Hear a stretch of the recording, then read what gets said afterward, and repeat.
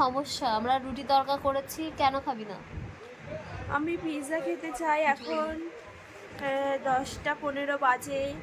আমি chicken pizza খাবো, আমাকে কেউ কিনে দিচ্ছে না।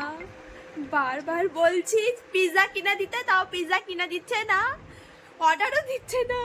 এখানে অর্ডার হচ্ছে কিন্তু হচ্ছে না অর্ডার। কখন থেকে বলছি এদেরকে পিৎজা কিনে দিতে, দিচ্ছে না। পিৎজা পেয়ে গেছি, পিৎজা দাঁড়া খুলে দিচ্ছি।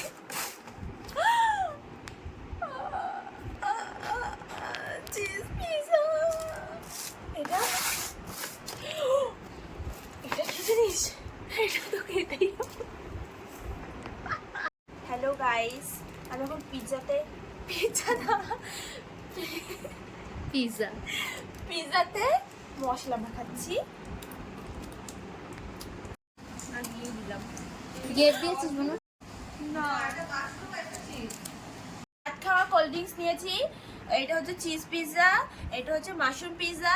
এখন আমি খাবো। আত্মা শান্তি। উফ কি শান্তি।